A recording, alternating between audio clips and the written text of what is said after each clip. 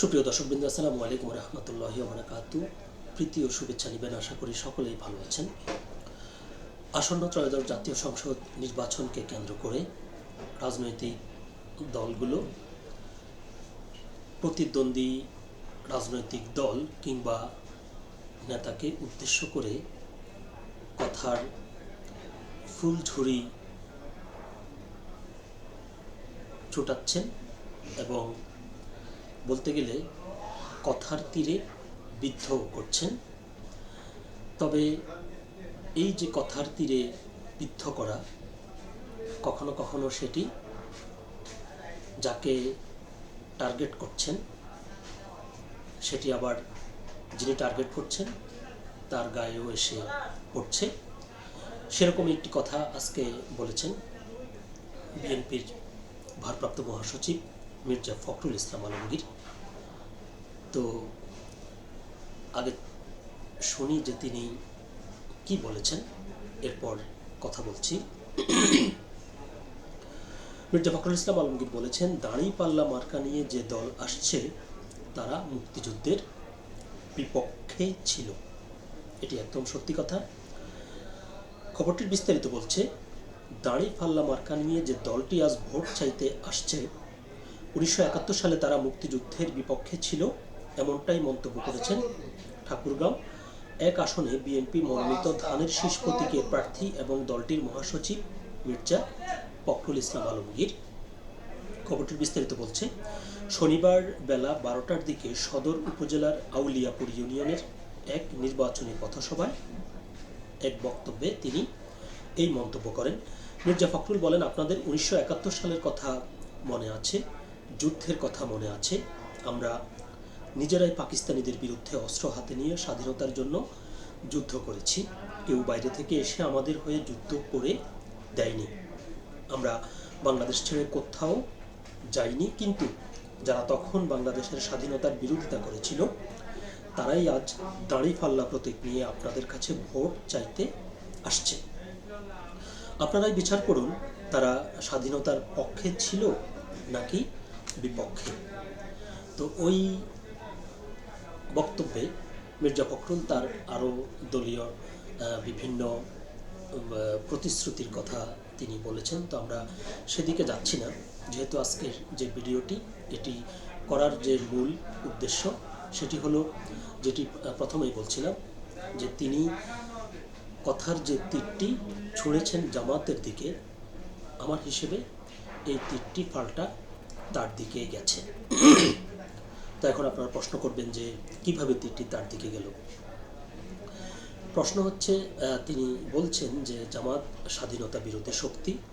একদম সত্যি কথা, জামাত স্বাধীনতার বিপক্ষে অবস্থান নিয়েছিল, কিন্তু তাদের যে অবস্থান নেওয়া সেটি তো 1971 সালে।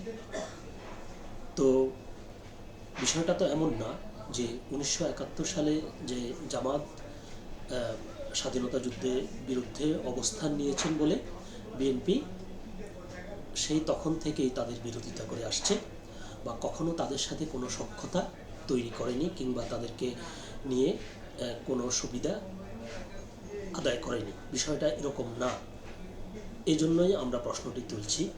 2001 সালে যখন বিএনপি জামাতকে নিয়ে জোট করেছিল এবং তখন তারা নির্বাচনে জয়লাভ করে একসাথে পূর্ণ মেয়াদে তারা রাষ্ট্র পরিচালনা করে, এবং পরবর্তীতে হিসেব করলে আওয়ামী লীগের পুরোটা সময় কিন্তু তারা এই বিএনপি জামাতের সাথে জোটবদ্ধভাবেই তারা ছিল।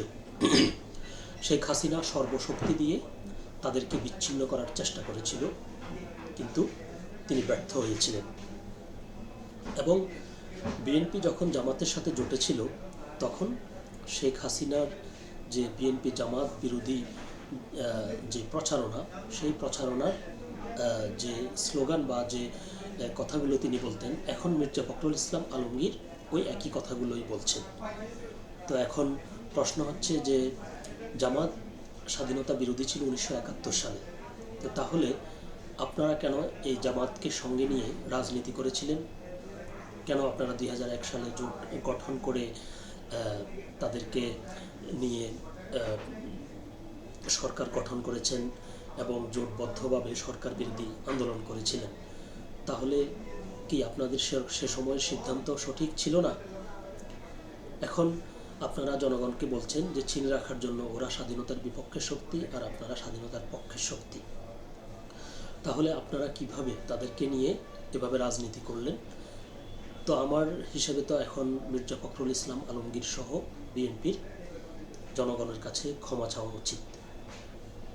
যদি 1971 সালে স্বাধীনতা বিরোধী অবস্থানের জন্য জামাতের সমালোচনা করেন, তাহলে সেই স্বাধীনতা বিরোধীদের সাথে একসাথে রাজনীতি করা, তাদেরকে নিয়ে একসাথে চলা, সরকার গঠন করা, সরকার বিরোধী আন্দোলন করা, সেগুলো তো অনৈতিক। তো এখন মির্জা ফখরুল ইসলাম আলমগীর সাহেব কি যে ভোটারদেরকে জামাতকে ভোট না দিয়ে তাদেরকে ভোট দিতে বলছেন কী জন্য? স্বাধীনতা বিরোধিতার জন্য। তো স্বাধীনতা বিরোধিতার জন্য তো আগে আপনাদেরই ভূমিকা নেওয়া উচিত। আপনারা কি নিয়েছেন? এখন ভোট পাওয়ার জন্য আপনারা বলছেন যে তারা স্বাধীনতার বিরোধী শক্তি। যখন আপনাদের দরকার ছিল তখন ঠিকই জামাতকে সাথে নিয়েছেন, জামাতকে ব্যবহার করেছেন। এখন আপনারা জামাত যখন আপনাদের প্রতিদ্বন্দ্বী হয়ে গেছে, তখন জামাত খারাপ হয়ে গেছে, জামাত তখন স্বাধীনতা বিরোধী হয়ে গেছে। তার মানে কি আপনাদের সাথে তখন কি জামাত স্বাধীনতার পক্ষে শক্তি হয়ে গিয়েছিল? এটা তো স্বাভাবিকভাবেই প্রশ্ন আসে। তো আমি জানি না মির্জা ফখরুল ইসলাম আলমগীর আমার এই কথা কখনো তার চোখে পড়বে কিনা, কিংবা তিনি এর সঠিক কোনো উত্তর তিনি দেবেন কিনা, জবাব তিনি দেবেন কিনা। তবে যদি আমি জবাবটি পাই, তাহলে এদেশের একজন নাগরিক হিসেবে আমার কাছে এটি খুবই ভালো লাগবে। আমি দেখতাম যে তিনি উত্তরটি কীভাবে দেন।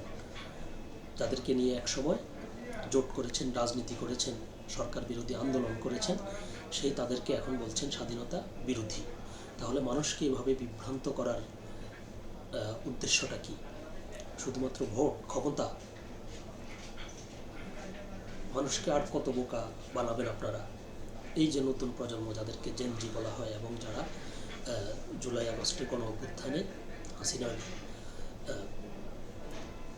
প্রশাসনের বন্দুকের নলের সামনে নিজেদের বুক পেতে দিয়েছিল, তাদেরকে এইসব কথা বলে বিভ্রান্ত করতে পারবেন? তারা যদি আপনাদেরকে এসব প্রশ্ন করে, এগুলোর উত্তর দেওয়ার মতো উত্তর আপনাদের তৈরি আছে? একটু ভেবে দেখবেন। জানি না উত্তর পাবো কিনা, তবে আমার মনের ভিতরে এই প্রশ্নগুলো এসেছে, তাই আমি সেটি প্রকাশ করলাম। যদি উত্তর পাই খুব খুশি হব। তো সকলে ভালো থাকবেন, সুস্থ থাকবেন। আল্লাহ হাফেজ।